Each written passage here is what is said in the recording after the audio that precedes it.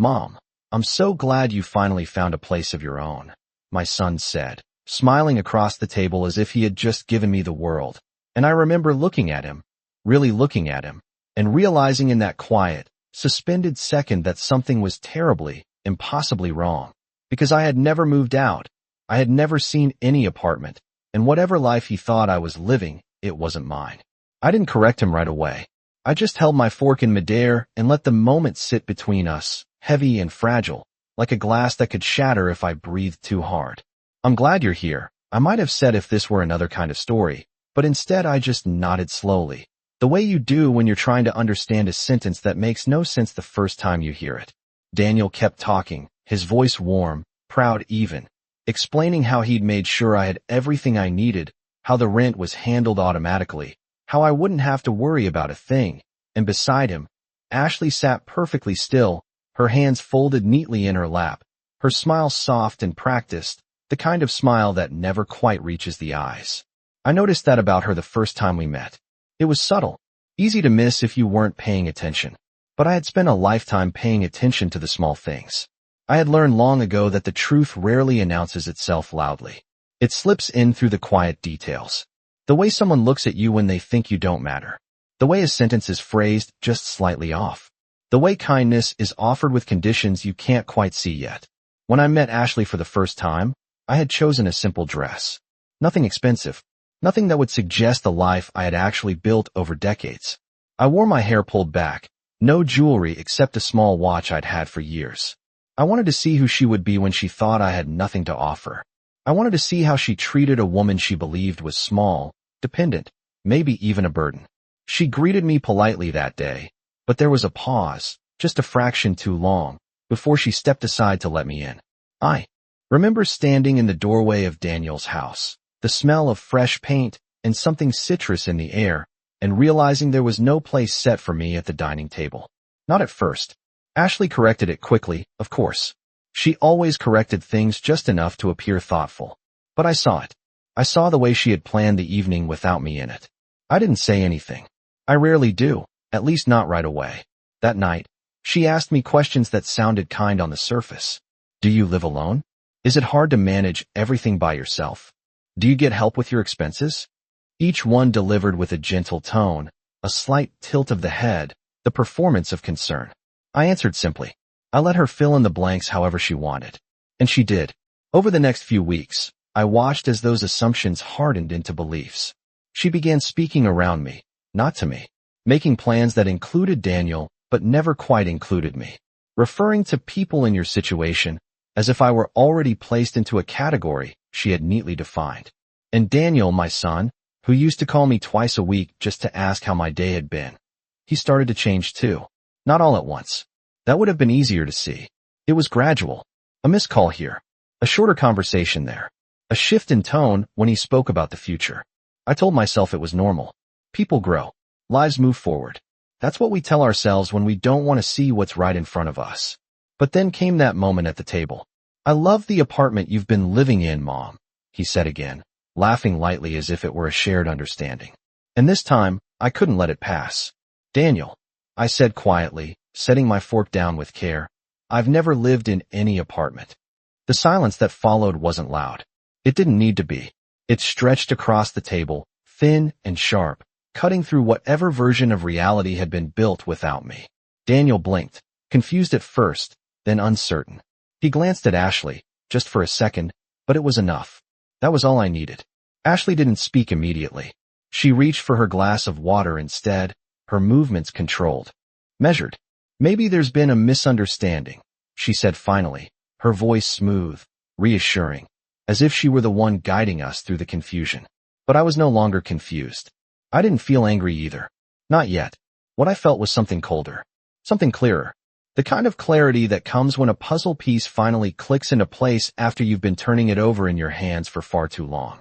I looked at my son, really looked at him, and saw not the boy I had raised, but a man who believed he had been taking care of me. A man who thought I had been safe, supported, provided for. And somewhere between that belief and my reality, something had been quietly, carefully redirected. I didn't argue. I didn't press. I simply nodded, the same way I had at the beginning, and let the conversation move on as if nothing had happened. Because sometimes, the moment you realize the truth isn't the moment you confront it. Sometimes, it's the moment you start paying attention. And that night, as I drove home alone, the streetlights passing one by one in the dark, I stopped thinking about what they said. I started thinking about what they assumed. And more importantly, who had taught them to believe it. The next morning, I woke up earlier than usual, not because I had somewhere to be, but because my mind refused to stay quiet, and I lay there for a few minutes staring at the ceiling, replaying Daniel's words over and over again. The certainty in his voice, the ease with which he described a life I had never lived, and I realized that whatever had been happening, it had not started yesterday. It had been unfolding quietly, patiently, in the background of my life while I was still believing. Everything was exactly as it should be.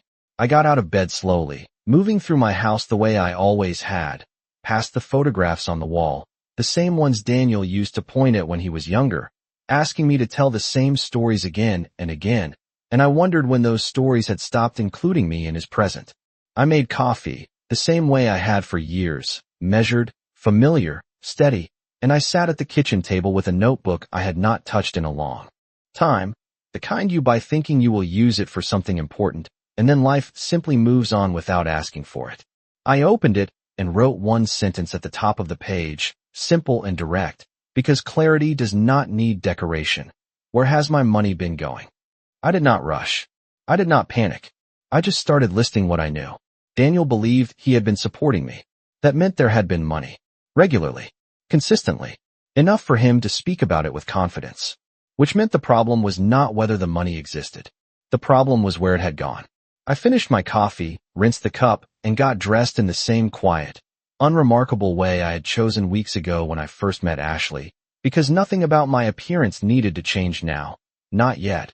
And I drove to the bank branch I had been using for years, the same one with the faded sign and the manager who always greeted me with a polite nod but never asked too many questions. I liked that about him. I walked in, took a number, and waited, watching people come and go, each of them carrying their own small stories that no one else would ever fully understand. And when my turn came, I stepped up to the counter and asked, as calmly as if I were checking the weather, if I could review the activity on my accounts over the past 2 years. The young woman at the counter smiled and asked for my identification, and within minutes, she was turning her screen slightly so I could see the numbers, the dates, the transactions, all laid out in a neat, orderly way that suggested everything was exactly as it should be. And at first glance, it almost did. My primary account showed my usual expenses, groceries, utilities, small purchases that matched the life I had been living. But there was something missing. Something that should have been there if Daniel's version of reality had been true. I did not see any deposits that matched what he described. No regular transfers. No additional support. Just the same modest balance I had been managing on my own. Is there another account linked to my name? I asked, keeping my voice even. Perhaps one that I have not been using directly. She hesitated for just a moment, then typed a few more keys, her expression shifting ever so slightly, the way it does when someone finds something they did not expect to find. There is another account, she said slowly, but it is set up with restricted access. I felt something settle into place inside me, not a shock, not even surprise, just confirmation. Can you tell me who has access to it? I asked. She looked at the screen again, then back at me. It appears that the account receives regular transfers, she said, choosing her words carefully.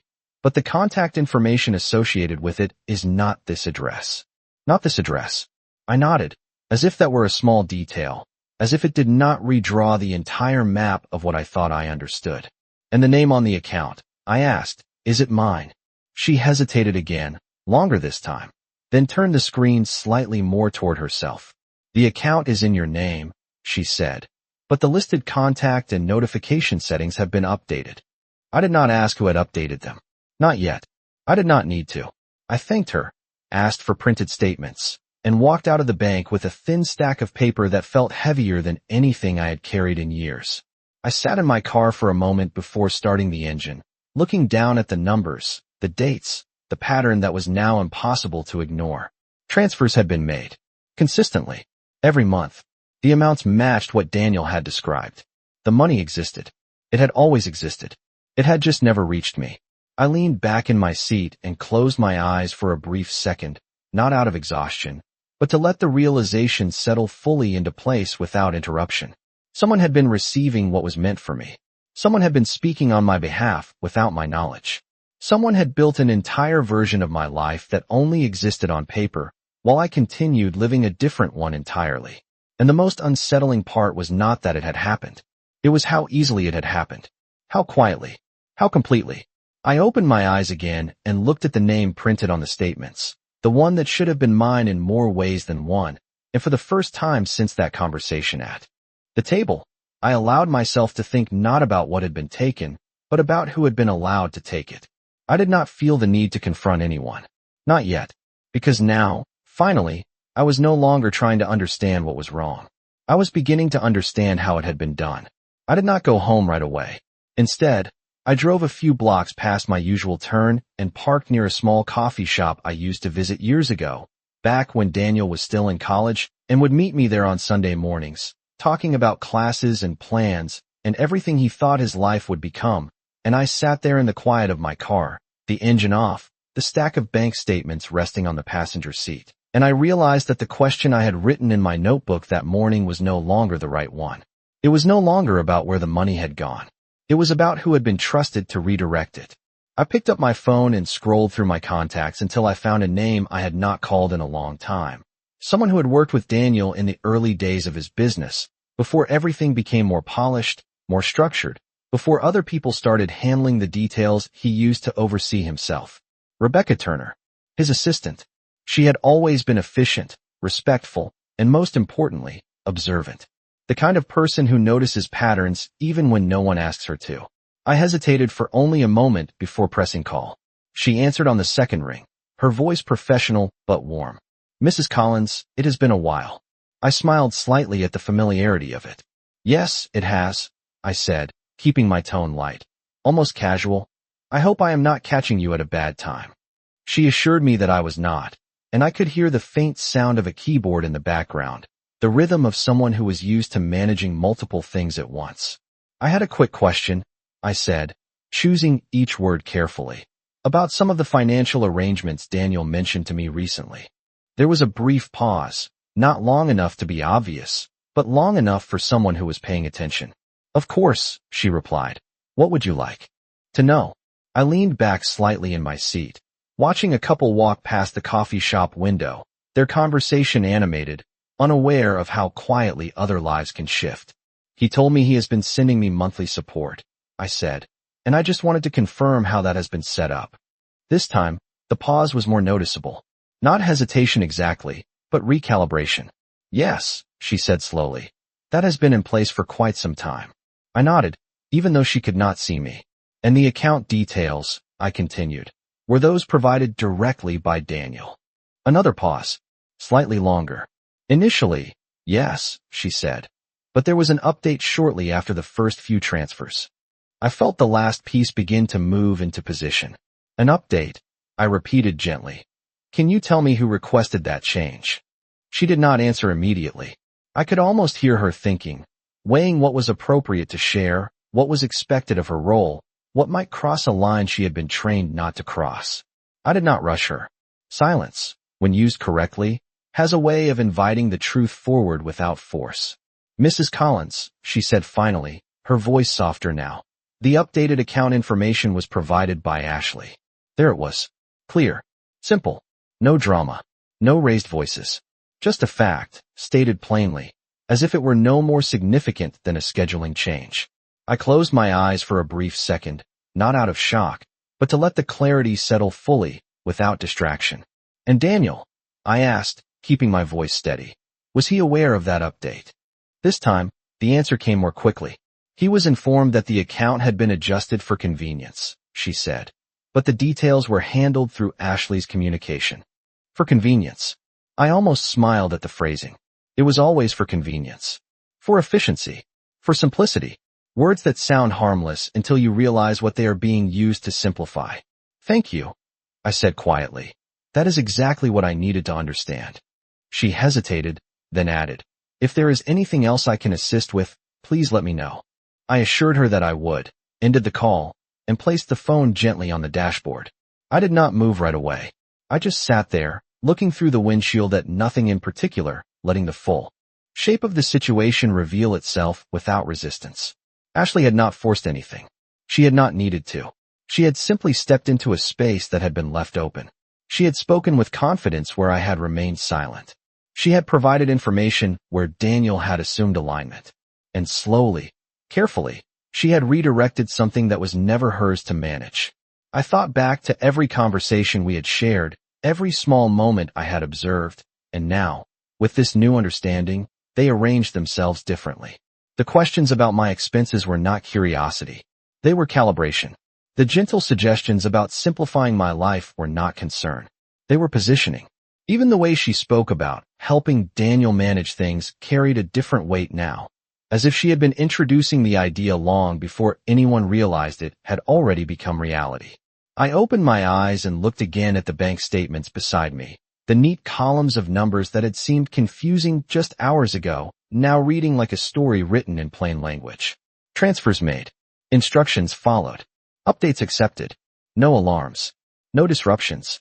Just a quiet, continuous shift from one reality to another. And Daniel, my son, had believed every step of it. Not because he was careless. Not because he did not care. But because he trusted the person standing closest to him. The person who spoke with certainty. The person who never appeared uncertain, never hesitated, never gave him a reason to question the flow of things that seemed, on the surface, to be working exactly as intended. I reached for my notebook again and turned to a new page, writing a different sentence this time, one that felt far more accurate than the first. Who has been speaking for me? I underlined it once, then closed the notebook and set it aside. I was no longer trying to gather information. I had enough. What I needed now was time. Not to think, not to decide, but to watch. Because the most revealing part of any situation is not what people do when they are confronted. It is what they do when they believe everything is still under their control. And as I started the car and pulled back onto the road, I realized that for the first time since this began, I was not behind anything. I was finally exactly where I needed to be. I did not return to my usual routine the way I might have before. Instead, I slowed everything down, not in a way anyone else would notice, but in the small decisions that shape a day, the timing of a call, the way I answered a message, the choice to say less instead of more. That evening, Daniel called me, his voice warm, familiar, carrying the same easy affection he had always used, and if I had not known what I knew now, I might have let it comfort me. "Mom, how are you settling in?" he asked, and I could hear the assumption still sitting comfortably beneath his words, unchanged, undisturbed. I paused just long enough to make my answer sound thoughtful, not reactive. "I am doing just fine," I said, letting the sentence stay simple, giving him nothing to question, nothing to examine. There was a brief silence on the other end, the kind that happens when someone expects more detail but does not know how to ask for it. "Good," he said finally. "Ashley was worried that you might feel isolated." I almost smiled at that, not because it was amusing, but because it was so consistent. Concern, always delivered secondhand, always framed as something she had anticipated before he could. "That is kind of her," I replied, keeping my tone even, neutral, the way you speak when you are observing rather than participating. Over the next few days, I began to notice how often Ashley's voice appeared in Daniel's words, not directly, but in the structure of his sentences, in the way he explained things, in the assumptions he carried without realizing they had been placed there. He spoke about simplifying my life, about making things easier for me, about ensuring I would not have to deal with complicated matters anymore. And each time, the phrasing echoed something I had heard from her before, as if the language itself had been gently introduced and then adopted without resistance. I did not challenge him. Not yet. Because I needed to see how far the pattern extended. A few days later, Ashley invited me to dinner. The message was polite, carefully worded, warm in a way that felt intentional rather than natural. I accepted. Of course I did. When I arrived, everything looked exactly as it had before, the same carefully arranged space, the same sense of quiet order, the same subtle signals of control that most people would overlook, but that now stood out to me with a clarity I could not ignore. Ashley greeted me at the door with that same composed smile, her posture relaxed, her voice soft. "We are so glad you could come," she said, stepping aside to let me in, and this time, there was a place set for me at the table before I even entered the room. Adjustments had been made. Small ones. Just enough to suggest attentiveness. Just enough to reinforce the idea that everything was exactly as it should be. During dinner, she asked me about my day, about how I was managing, about whether I needed anything, and each question was framed in a way that assumed I depended on them more than I did. That positioned her as the one overseeing, the one ensuring everything remained in order. I answered calmly, offering nothing that contradicted her expectations, nothing that disrupted the version of me she had constructed. Daniel watched us, occasionally adding a comment, occasionally nodding in agreement with her suggestions, and I could see it now, the way he deferred to her without realizing it, the way he accepted her interpretations as if they were simply extensions of his own thoughts. At one point, she mentioned the apartment again, casually, as if referencing something already agreed upon. "We can look at moving you somewhere closer to us in a few months," she said, her tone thoughtful, almost generous, somewhere even easier to maintain. I looked at her, just for a second, long enough to let her know I had heard every word, and then I nodded slowly, as if considering the idea. "That sounds like something we can talk about," I said, giving her exactly what she expected, nothing more. I noticed the brief flicker of satisfaction in her expression, quickly masked, quickly replaced with that same careful composure. After dinner, Daniel stepped away to take a call, leaving the two of us alone in the kitchen, the sound of running water filling the space as she rinsed dishes with precise, efficient movements.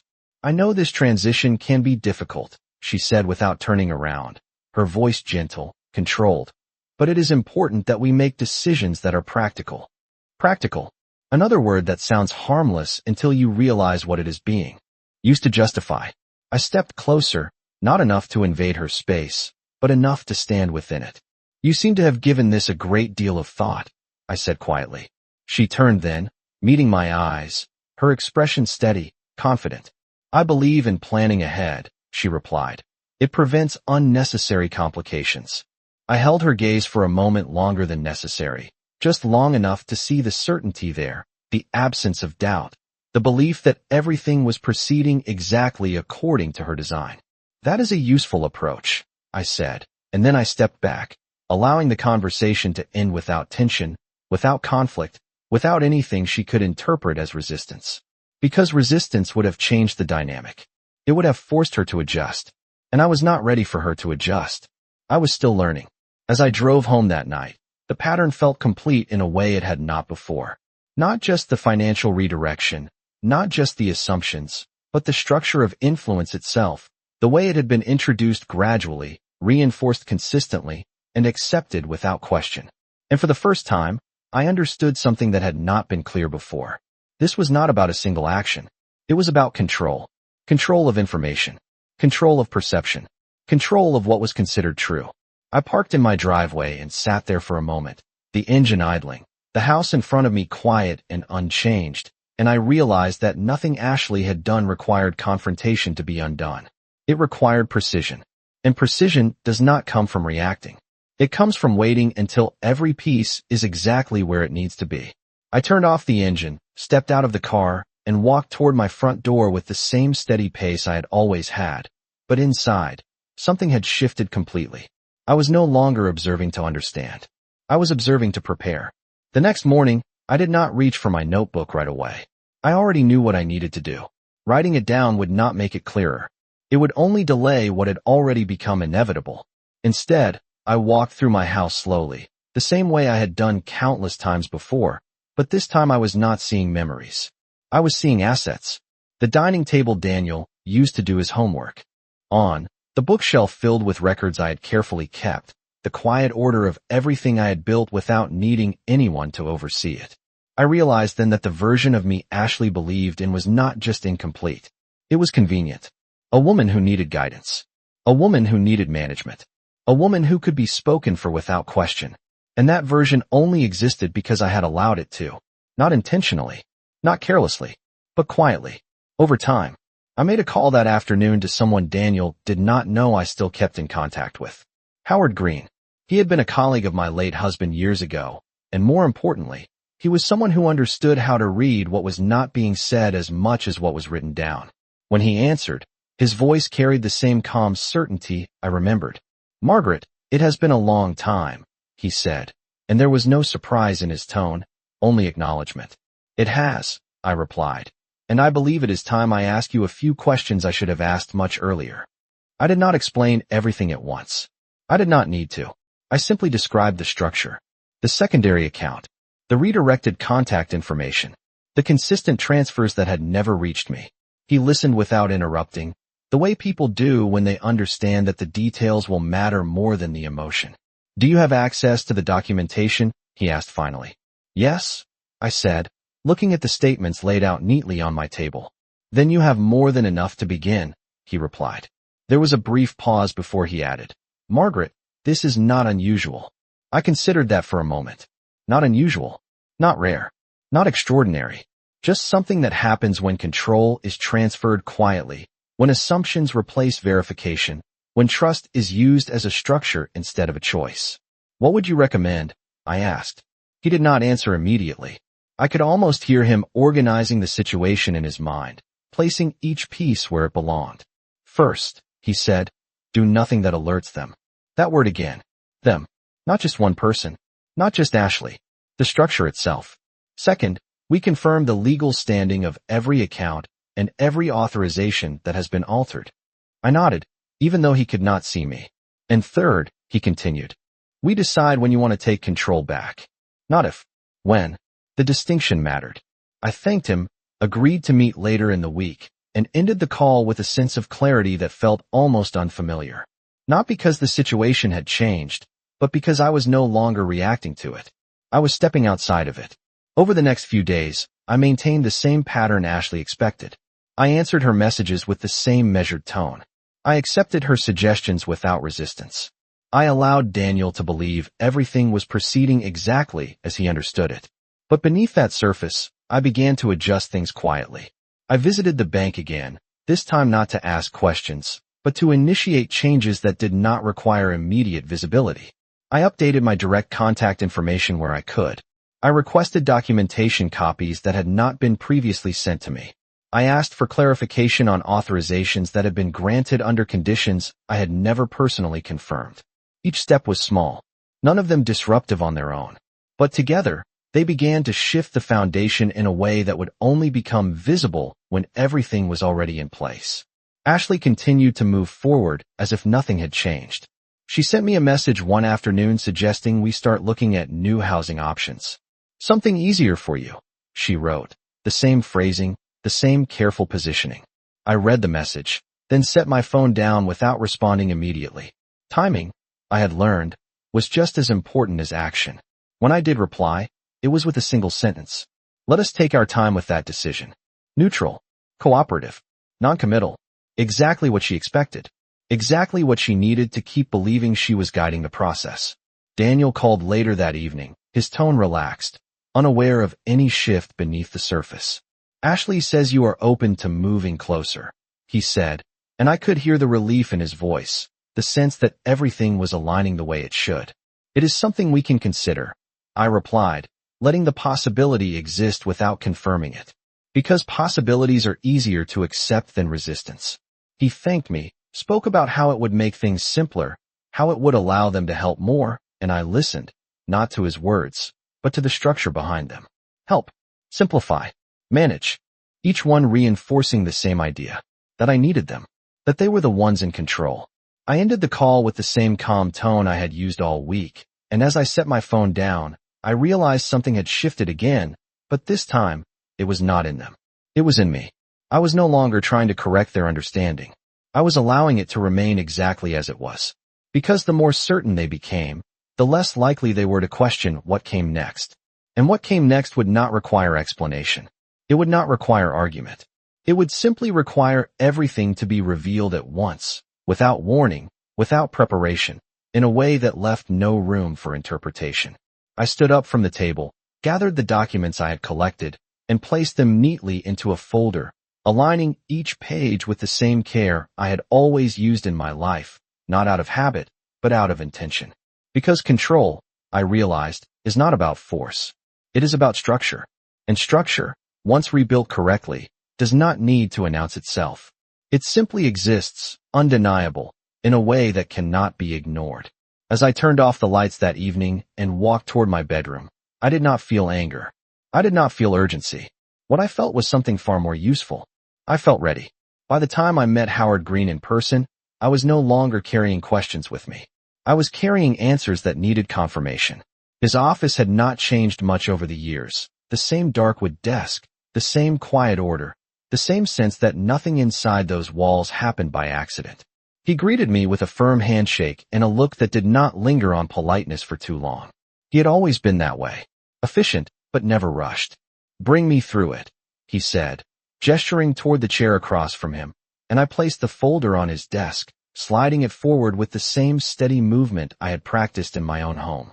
He opened it without comment, scanning the documents one by one, his eyes moving quickly but not carelessly, and I watched him the way I had watched everything else over the past few days, not for reaction, but for recognition. After a few minutes, he leaned back slightly, tapping one of the pages with his finger. "The structure is clean," he said, and there was something in his tone that made the word feel heavier than it sounded. "Clean does not mean correct," I replied. He gave a small nod, as if acknowledging that distinction mattered. "The transfers are legitimate," he continued.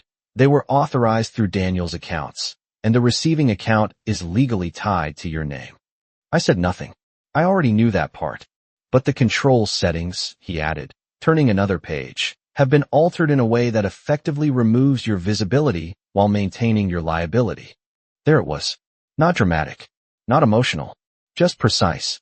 "So she did not take the money," I said quietly. "She redirected it," he corrected, and the difference between those two words settled into place with a clarity that left no room for argument. I rested my hands on the edge of the desk, not gripping, not tense, just steady. "And Daniel," I asked, "is he exposed in this?" Howard paused, considering the question more carefully than the others. "Only to the extent that he authorized the original structure," he said. "But the operational changes appear to have been communicated through Ashley." Again, that pattern. Authority given in trust. Adjustments made in assumption. "Which means," I said slowly, "he believes everything has been functioning as intended." Howard closed the folder, aligning the edges before placing it back in front of me. "Yes," he said, "and that belief is what has allowed this to continue without interruption." I nodded once, because that was the part that mattered most. Not what had been done, but how easily it had been allowed to remain invisible. "What happens if I correct it?" I asked. He did not answer immediately. Instead, he leaned forward slightly, resting his hands on the desk, his expression focused in a way that suggested the next part required precision. "If you correct it directly," he said, "the system will adjust immediately. Access will revert. Notifications will change. And whoever has been managing it will know." I let that sit for a moment. Immediate correction meant immediate exposure. "And if I do not correct it directly?" I asked. This time, there was the faintest hint of something in his expression, not amusement, but recognition. "Then you have time," he said. "Time to decide how you want this to unfold." I leaned back slightly in my chair, considering that word. Unfold. Not confront. Not fix. Unfold. "I would like it to unfold," I said quietly. He gave a single nod, as if that answer had been expected. "Then we proceed differently," he replied. Over the next hour, we went through each element of the structure, not changing anything yet, but mapping it, understanding where authority had been assigned, where it could be reassigned, where control could be reestablished without triggering immediate alerts. It was not complicated. That was the part that stood out the most. It was not a sophisticated system. It was a quiet one, built on the assumption that no one would look closely enough to question it. When we finished, Howard closed the folder again and looked at me directly. "You have more leverage than they realize," he said, his tone even, matter of fact. "Use it carefully." I stood, thanking him, and as I walked out of his office, I did not feel the weight I might have expected. I felt something else, something lighter. Not because the situation had improved, but because it had become clear. That afternoon, I did not make any calls. I did not send any messages. I simply returned home and sat at my kitchen table, the same place where I had started this process, and I looked at the space around me with a different perspective. Nothing had been taken from me that I could not reclaim. Nothing had been lost that could not be restored. The only thing that had changed was the narrative. And narratives, I had learned, are only as strong as the people who believe them. Later that evening, Daniel called again, his voice carrying the same easy warmth, the same unshaken confidence in the version of reality he had been given.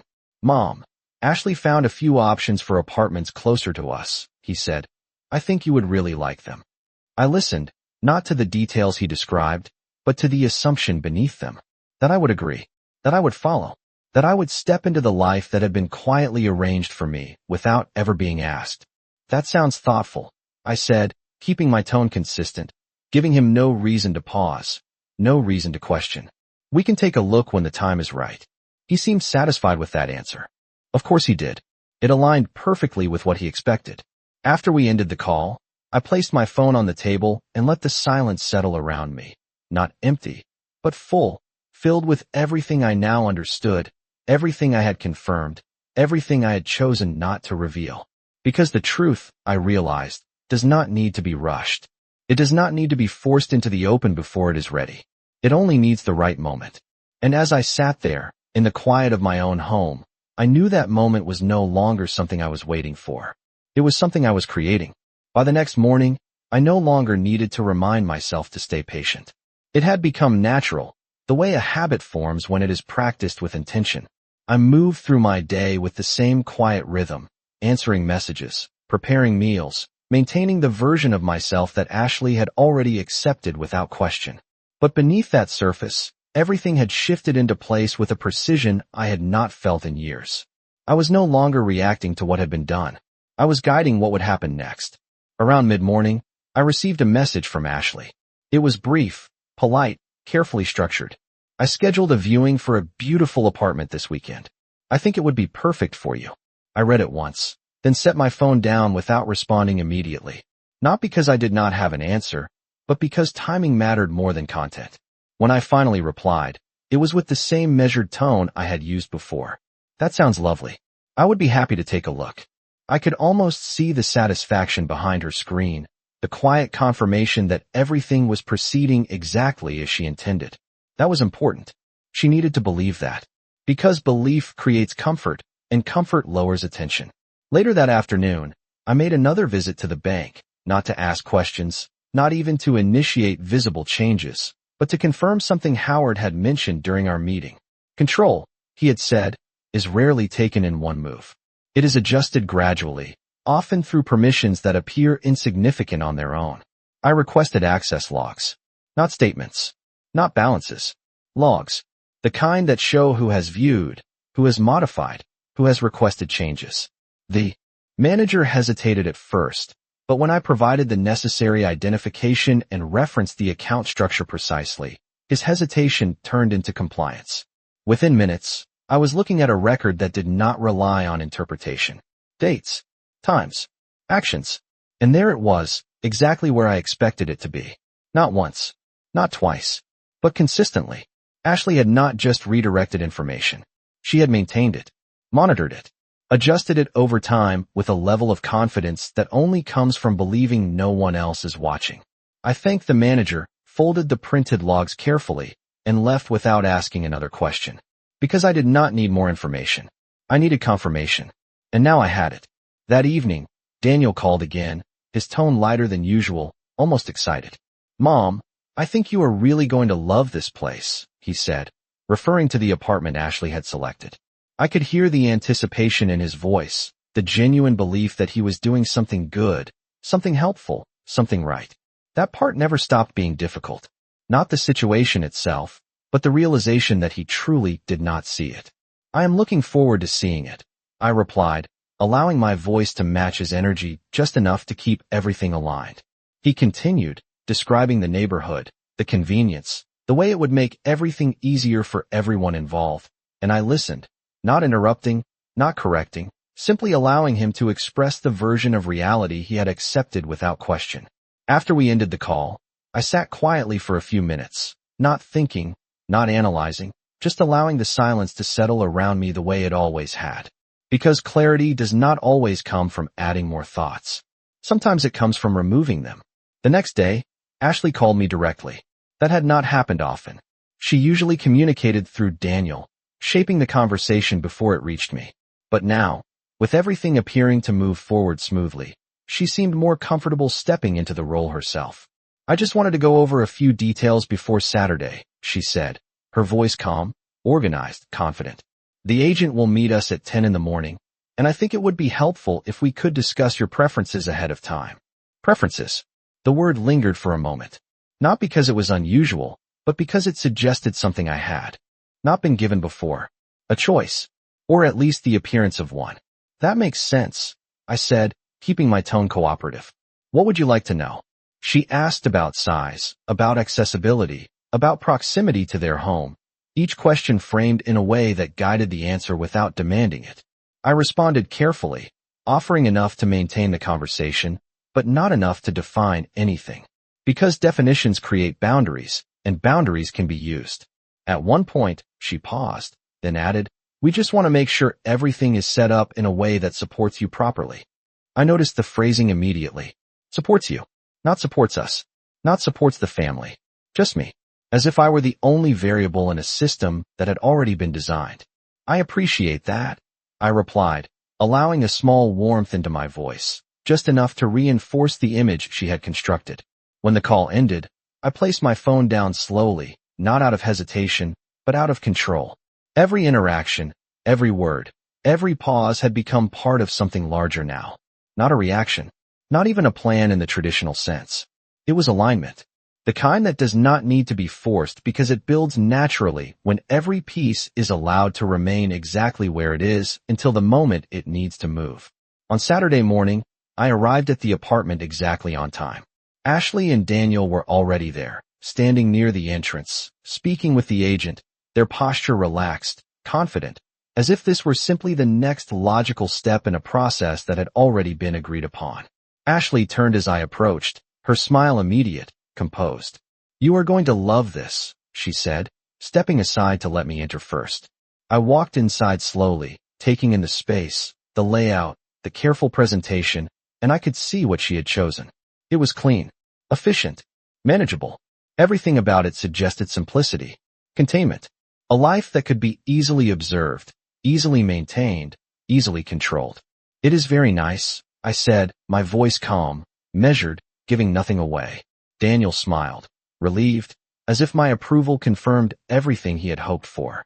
Ashley watched me more closely, her eyes searching for something deeper, something she could interpret, something she could use. But I did not give it to her.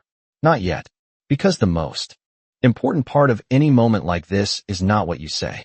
It is what you choose to hold back. And as I stood there, in a space that had been selected for me without my knowledge, I realized that everything was exactly where it needed to be. They believed they were guiding me forward. They believed I was following. And that belief would allow me to do what needed to be done without resistance, without interruption, without warning. I turned slightly, looking at both of them, and allowed a small, thoughtful pause before speaking again.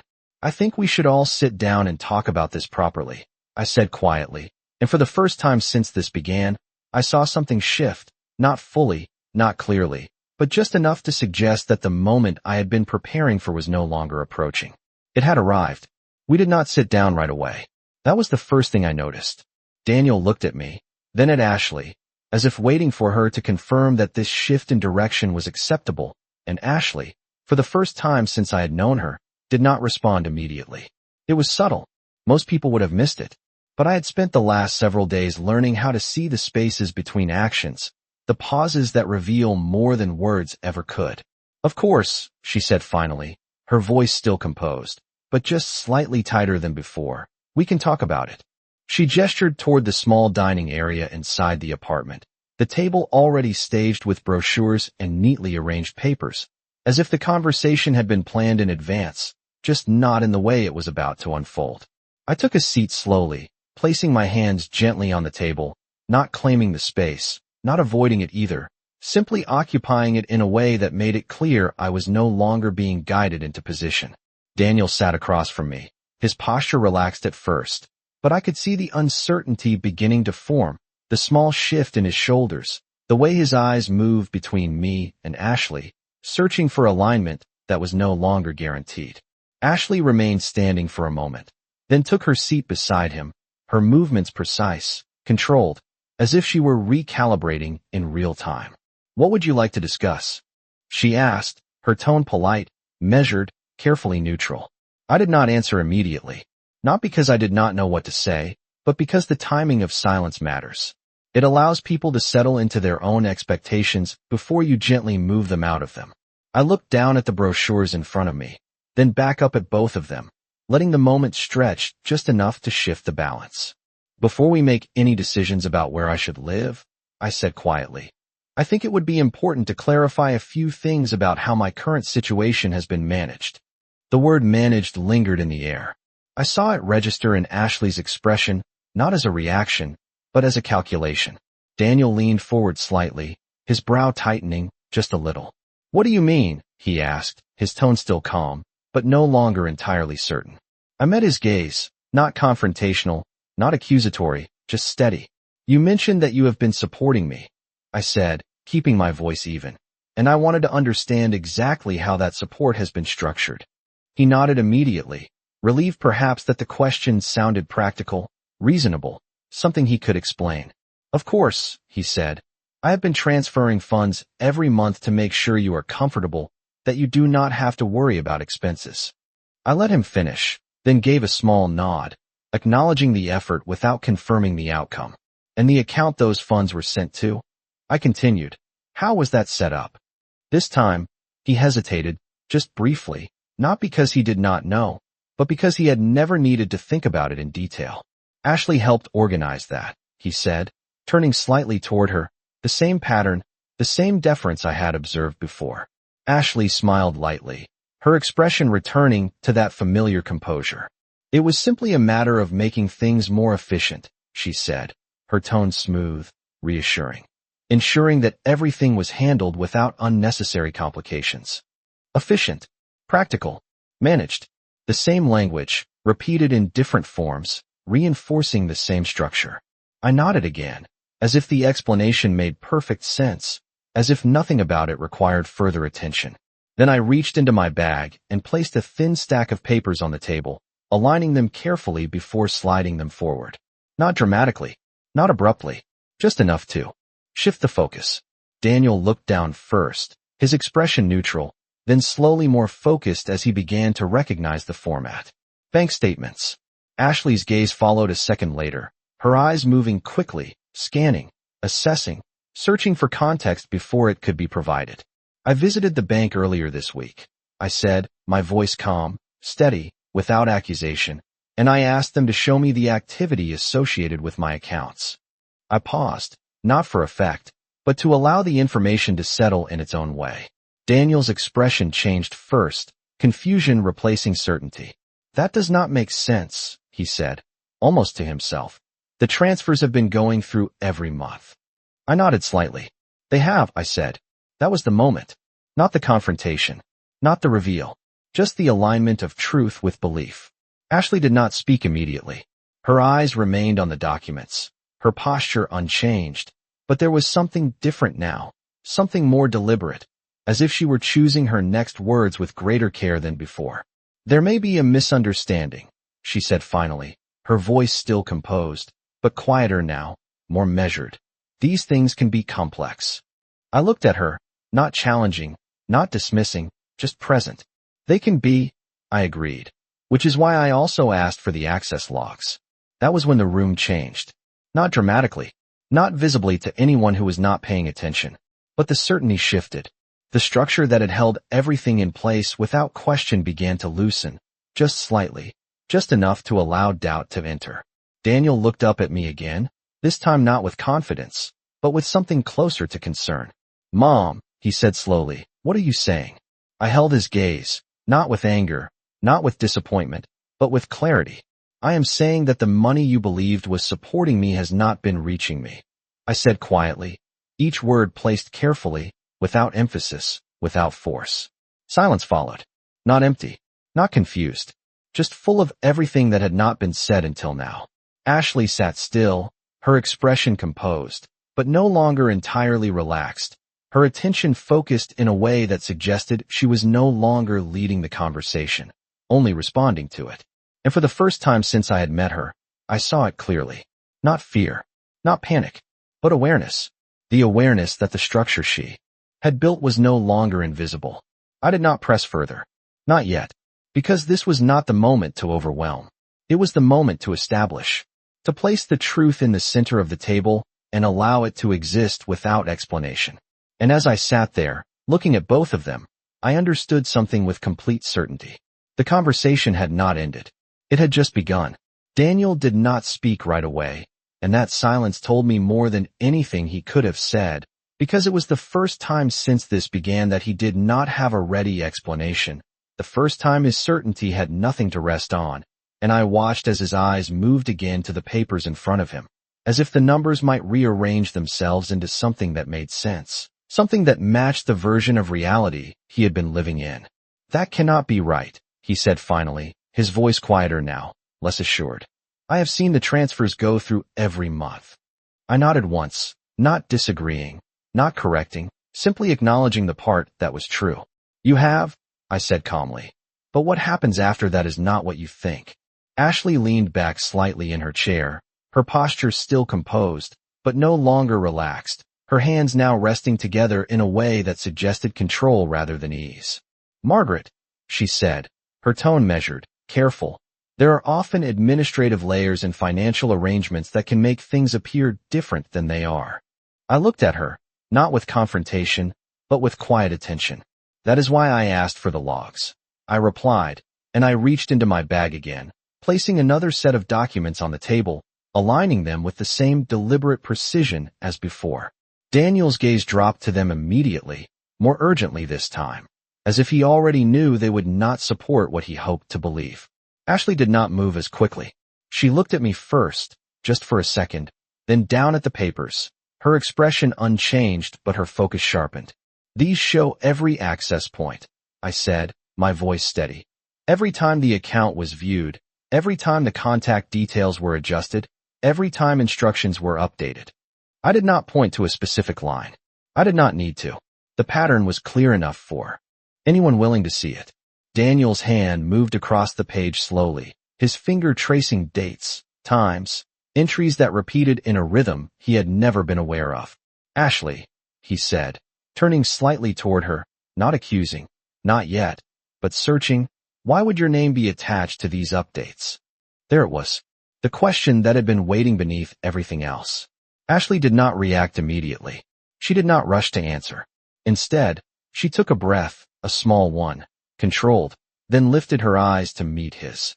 "Because I was helping manage the process," she said, her tone even, her words carefully chosen. "You were busy, and it made sense for someone to ensure everything was handled efficiently." Efficient. The same word again, but this time, it did not settle the way it had before. This time, it felt like something that needed to be examined. Daniel looked back down at the documents, then up at me, his expression now carrying something new. Not just confusion, not just concern, but the beginning of understanding. "Mom," he said slowly, "are you saying you never received any of this?" I met his gaze, not with anger, not with disappointment, but with something much simpler. "Truth. I am saying that the life you believed I was living has never existed," I said quietly. The words did not need emphasis. They carried enough weight on their own. The room fell into a different kind of silence then. Not uncertain, not searching, but heavy with realization. Ashley shifted slightly in her seat, her posture adjusting in a way that suggested she was no longer guiding the conversation, only trying to maintain her place within it. "There is a reasonable explanation for this," she said, her voice still controlled, but now more deliberate, as if each word needed to be placed carefully to hold the structure together. I did not interrupt her. I did not challenge her. I simply waited.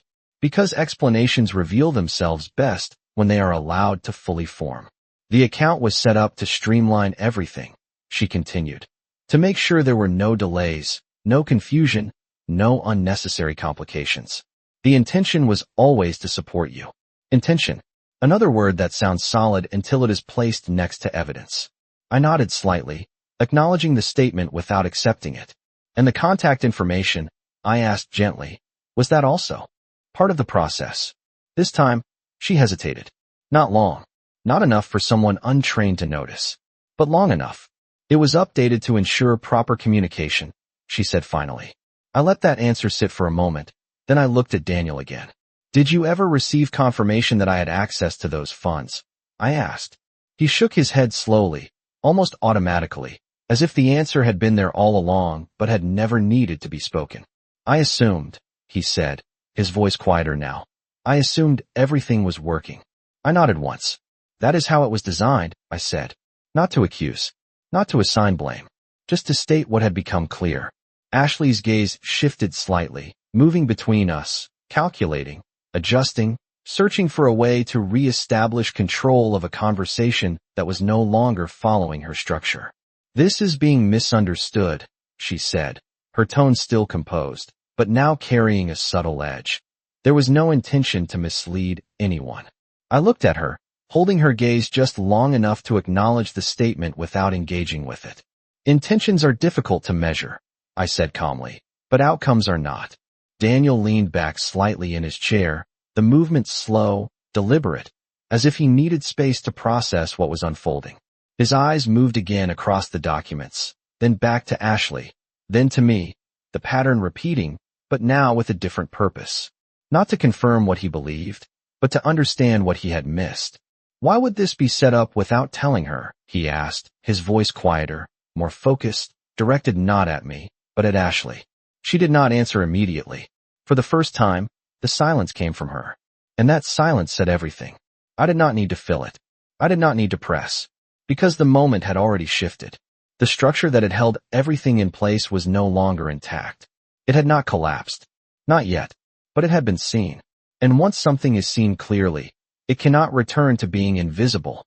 I gathered the papers slowly, not to remove them, but to signal that what needed to be shown had already been shown. We do not need to resolve everything today, I said quietly, my voice steady, controlled. But we do need to understand what has been happening. Daniel nodded. Slowly, his expression no longer uncertain, but thoughtful, as if he were beginning to piece together something that had been in front of him all along. Ashley remained still, her composure intact, but no longer unchallenged, her presence now part of the conversation rather than the force shaping it. And as I sat there, in that carefully arranged space that had been meant to guide my future without my knowledge, I realized that the most important part of this moment was not what had been revealed. It was what could no longer be hidden. Daniel did not look at me when I gathered the papers. He kept his eyes on the table, on the space where the documents had been, as if removing them might somehow undo what he had just seen, but I knew it would not. Once something shifts in a person's understanding, it does not return to where it was before. It moves forward, whether they are ready or not. Ashley, on the other hand, was already recovering her posture, her composure settling back into place with careful precision, the way someone does when they realize they are no longer leading but still intend to remain in control of how they are perceived. We should not jump to conclusions, she said, her tone steady, controlled, as if the situation could still be guided back into something manageable, something contained.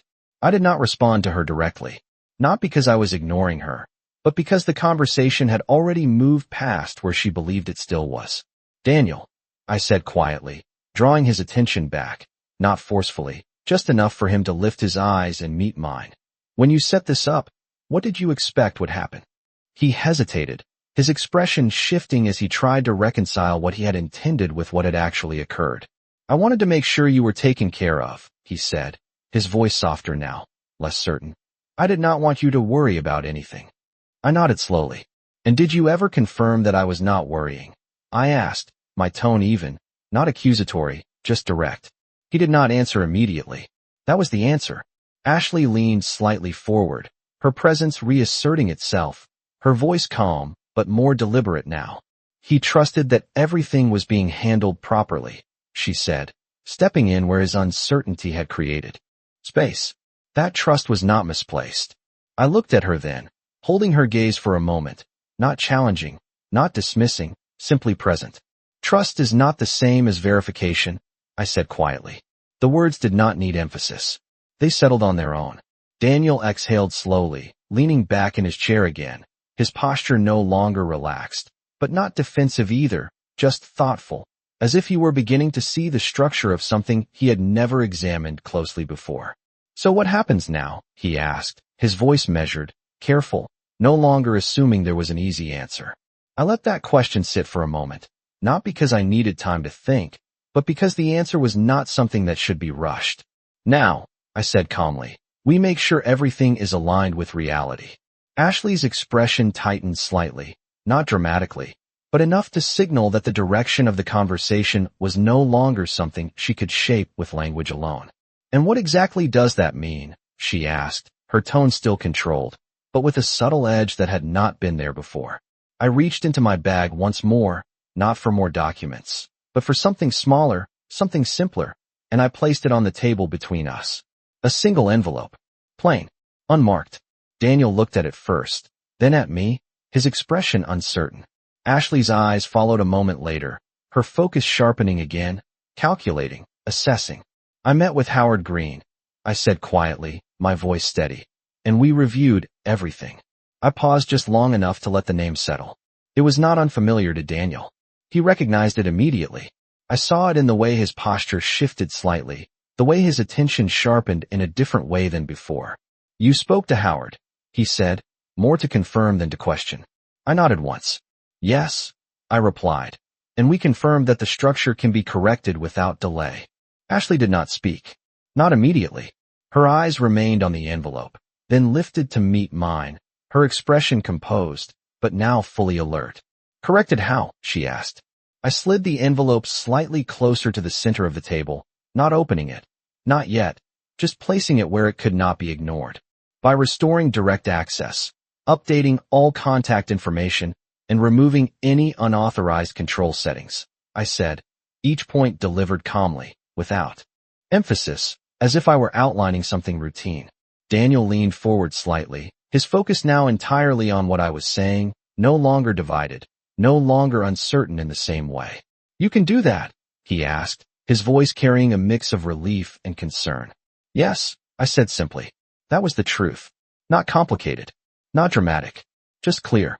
Ashley's fingers moved slightly against the edge of the table, a small movement, controlled, but no longer entirely still. "And you have already initiated this," she said, her tone measured, but now more direct. I held her gaze, not avoiding it, not confronting it, just steady. "No," I said, "not yet." That answer changed something. Not visibly to anyone who was not paying attention. But the shift was there. Immediate correction would have been a reaction. Waiting was something else entirely. "Then why bring this up now?" she asked, her voice calm, but with a question beneath the question. I let a small pause settle before answering, just enough to make the next words land exactly where they needed to. "Because before anything changes," I said quietly, "it is important that we all understand what has already happened." Daniel looked between us again, but this time, his expression was different. Not searching for alignment, not waiting for guidance, but thinking, processing, seeing. Ashley remained composed, but the certainty that had defined her presence from the beginning was no longer absolute. It had been interrupted, not broken, not yet, but interrupted. I did not open the envelope. I did not need to. What mattered was not what was inside it. What mattered was that it existed, that the next step had already been prepared, that the control she had exercised quietly, gradually, without resistance, was now something that could be reversed just as quietly, just as precisely, but this time, with full awareness. "We will not make any decisions about apartments today," I said, my tone calm, final, not as a command, but as a conclusion that did not require agreement to stand. Daniel nodded slowly, almost automatically, as if that part, at least, was clear. Ashley did not respond immediately, and that silence, more than anything else, confirmed what I already knew. The balance had shifted. Not completely, not irreversibly, but enough. Enough to change what would happen next. And as I sat there, looking at both of them, I understood that the most important part of this moment was not what I had revealed, or even what I was about to do. It was that for the first time, I was no longer being placed into a life someone else had designed. I was deciding how my own would continue. Daniel did not reach for the envelope, and I noticed that immediately, not as a judgment, but as a shift, because before this moment, he would have looked to Ashley first, waited for her to move, for her to interpret, for her to lead. But now he simply sat there, his hands resting on the table, his attention no longer divided, his focus settling into something quieter, something more deliberate. Ashley, on the other hand, remained still, her composure intact, but no longer effortless, the control she had maintained now requiring intention rather than instinct. "I think we should go home," Daniel said after a moment, his voice calm, but no longer guided by assumption, and that sentence, simple as it was, marked a change that could not be undone. Ashley turned slightly toward him, her expression composed, but I could see the calculation again, the quick adjustment, the search for a way to reestablish alignment. "We have already scheduled this viewing," she said, her tone measured. "It would be practical to finish what we started." Practical. The word returned again, but this time, it did not carry the same weight. Daniel shook his head slowly, not dismissively, not abruptly, just enough to signal that something in him had shifted. "This is more important," he said, and he looked at me when he said it, not at her. That was the moment I had been waiting for. Not the confrontation, not the exposure, but the quiet realignment of attention, the point where he was no longer responding to the structure that had been placed around him, but beginning to see beyond it. I stood up slowly, not in a rush, not with urgency, just with intention, and I picked up the envelope, holding it lightly in my hand. "We can continue this conversation somewhere more appropriate," I said calmly, and neither of them objected. The drive back was quiet.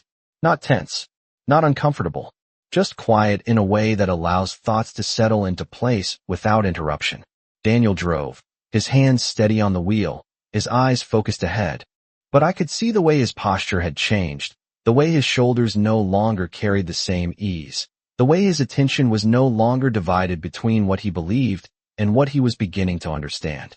Ashley sat beside him, her gaze directed forward, her expression composed, but I could sense the shift there as well, the absence of certainty that had defined her before, replaced now by something more measured, more careful.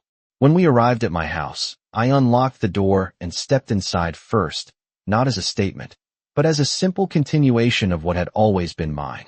The space felt the same as it always had, familiar, steady, unchanged by everything that had been unfolding around it, and that contrast mattered more than anything else.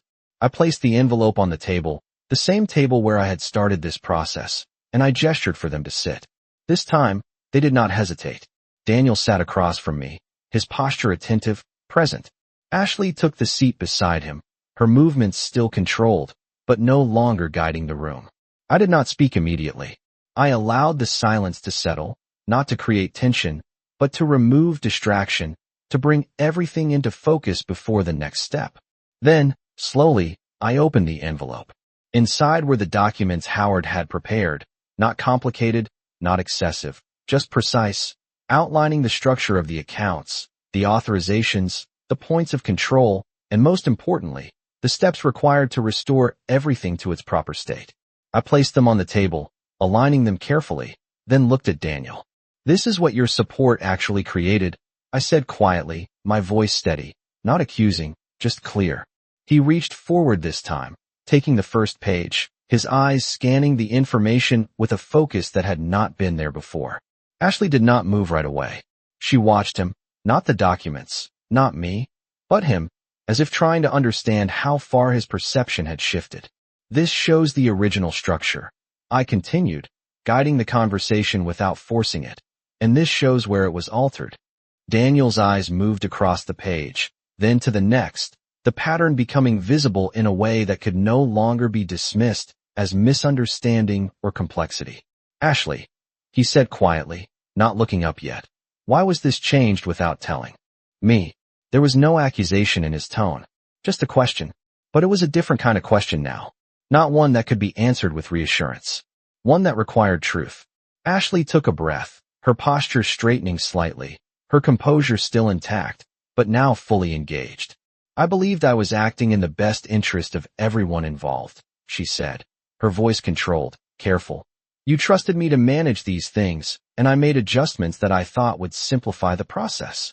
Daniel looked up then, meeting her gaze, and for the first time, there was no immediate acceptance in his expression. "Simplify for who?" he asked. The room did not react. It did not need to. The question stood on its own. I did not interrupt. I did not add to it. Because this was no longer my moment to guide. It was his moment to see. Ashley held his gaze, her expression steady, but the certainty that had once defined her responses was no longer absolute. For all of us, she said finally. Daniel did not respond immediately. He looked back down at the documents, then at me, then back at her, the movement slower now, more deliberate, as if he were no longer searching for alignment, but evaluating it. Mom did not know, he said, his voice quieter, but clearer.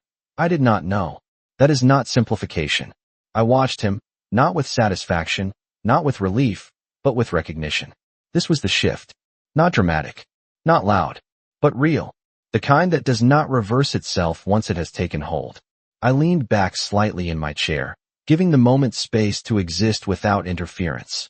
Because the truth does not need to be reinforced once it has been seen. It only needs to be allowed to remain where it is. And as the silence settled again, different this time, not uncertain, not searching, but grounded, I understood that everything that needed to change already had. Not the accounts, not the documents, but the understanding. And that was where control truly begins. No one spoke for a long time after Daniel's last words, and that silence was different from all the others that had come before it. Because this one did not carry confusion or uncertainty. It carried recognition, the kind that settles slowly but firmly, like something that had always been there but had only just been seen clearly for the first time. I did not rush to fill it. I did not add explanations or conclusions. I simply let it exist, because moments like that do not need direction, they need space. Daniel leaned back in his chair slightly, his hands still resting on the documents, his eyes no longer scanning them, but no longer avoiding them either. He was not searching for answers anymore. He was understanding what had already been placed in front of him. Ashley remained composed, but the stillness she held now was not the same as before. It was no longer the stillness of control. It was the stillness of someone who knows the structure has shifted and is deciding how to exist within what comes next. So what do we do now? Daniel asked finally, his voice calm, but grounded in a way it had not been before. I looked at him, not as someone who needed to be corrected, not as someone who had failed, but as someone who had finally stepped into the truth of his own decisions. Now, I said quietly, we return everything to where it belongs.